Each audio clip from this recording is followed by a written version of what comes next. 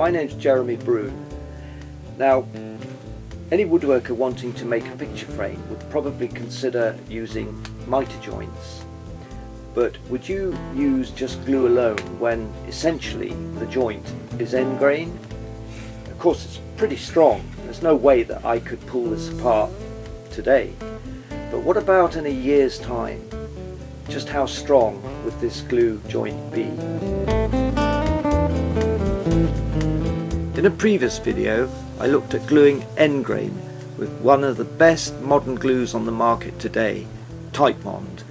And in the video I explored the language of traditional wood jointing and how synthetic modern glues work, with a little help from the technical department of Franklin International, who make Titebond glues. Franklin International have a product especially for end grain and miter joints called Titebond No Run No Drip, and they went on to tell me that in stressed applications a reinforcement of the joint should be used. Well, that's good to hear that 50 years of my own woodwork experience at the bench is not contradicted by technology.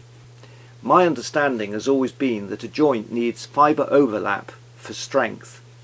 However, as technology impacts on our methodology and the notion of liquid nails is replacing time-proven methods of construction, I decided to put the Titebond glues to test using the samples that Franklin International sent me.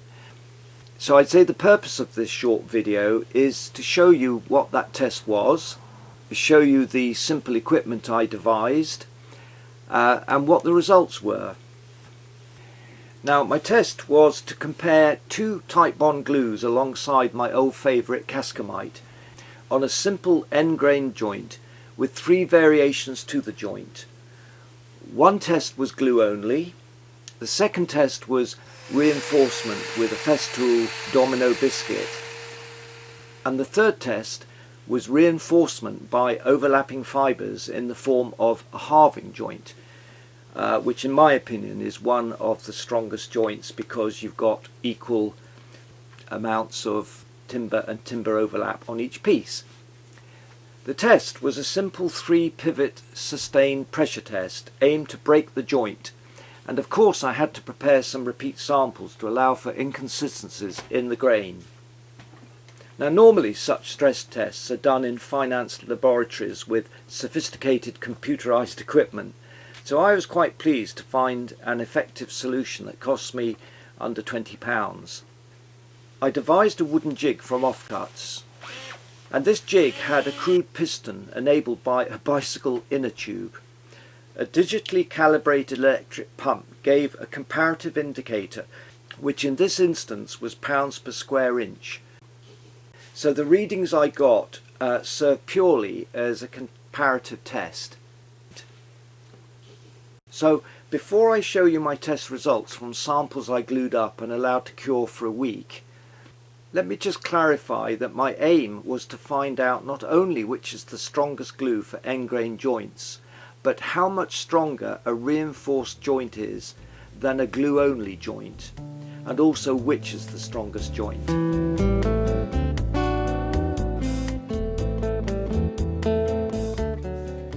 The jig was designed to hold each softwood test piece prepared to identical overall dimensions, and the pressure was activated slowly in stages to reach the critical point at which each test piece broke.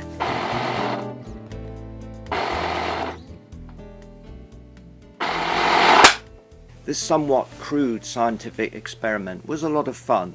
I have to say I was surprised at just how strong the glue-only end grain butt joint was using Titebond glue.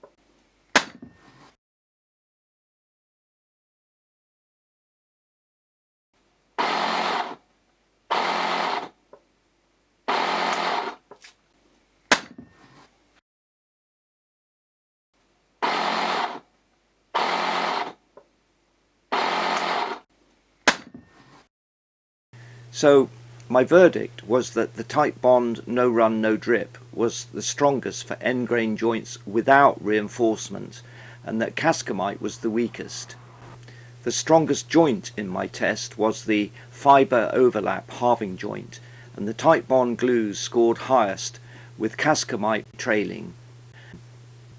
Now, I expected the reinforced joints to be at least twice as strong as the straight butt joint, but as I said earlier, the real test of a joint is in its prolonged use over a period of time, and this is the main reason I would personally stick to tradition and reinforce a butt or mitre joint.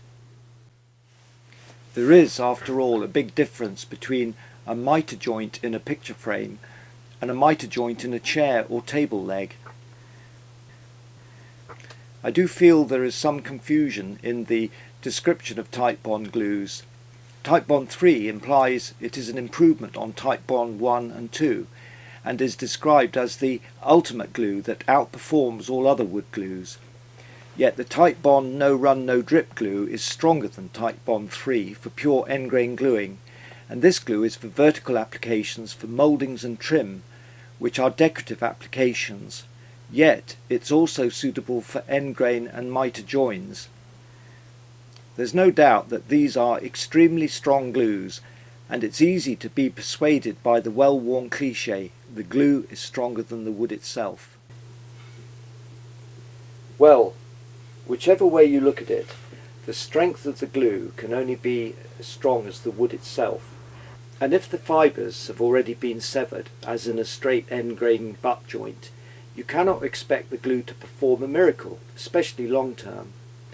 Therefore, my verdict is the same as the makers of Titebond: use reinforcement where stress is present. Thank you for watching.